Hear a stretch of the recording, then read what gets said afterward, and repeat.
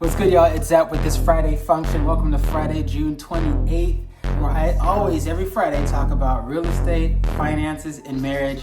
I have a couple different questions I got this week that I want to share. The first one was a marriage question. Should my husband be helping me with the dishes? And it's a basic question, but a couple reached out to me and said, wife was like, I feel like my husband should be helping me with the dishes. So I thought I would do this Friday function from a kitchen. This is actually a remodeled kitchen that my wife remodeled, which is kind of cool. It has little staging things like spoon me. We got the husband cup if you're a good husband. Keep it up. It's kind of rated PG-13. And so answering the question, should husbands help with the dishes?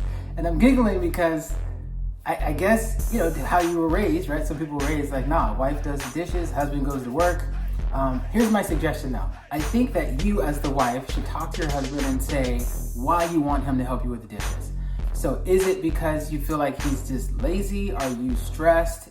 Do you actually need help? Or is it more of a, I feel like things aren't equal because I'm doing more work than he's doing in the house, right? I would get to the root of the actual issue. I don't think it's the actual dishes that's the problem. I think it's more of a value statement or a feeling that you as the wife have towards your husband that is manifesting itself in the dishes. And I happen to know behind the scenes, this is a newlywed couple, so this was kind of a first argument, if you will, that came up, and I told them, this is gonna be the first of many, right? Today it's dishes, tomorrow it's grass, right? They live in a condo, so they don't have to cut the grass or do the yard, but when they have a yard, it's gonna be, hey, I think you should do the yard, husband, because I do the dishes, or whatever it is, right? So it's not like one's right or one's wrong, it's really gonna be digging into why is it that you want your husband to do dishes with you or help with the dishes, or is it 50-50, and kind of talk through that. One thing I will say in marriage from my 14 years of experience is that marriage is not a 50-50, it's kind of a 100-100, right? You could be giving 100 and what you're really probably giving is like 62, right? She could be giving 100, what it feels like to you, she's giving like 58, right? So that's our marriage question today. And my advice is, dig deeper into the actual question that you really have outside of just the dishes. Now, I had a real estate question come in today, just this morning. It was a nonprofit group out of, I think the actual company or nonprofits out of Georgia, but I was on the phone with them and talking with them about real estate as a nonprofit. Now, if you own a nonprofit or you have a nonprofit and you want to purchase property, you can purchase property in the name of the nonprofit. You can purchase property in your name and then donate it to the nonprofit. There's advantages to each. I was going over some of those specifics and details with the company.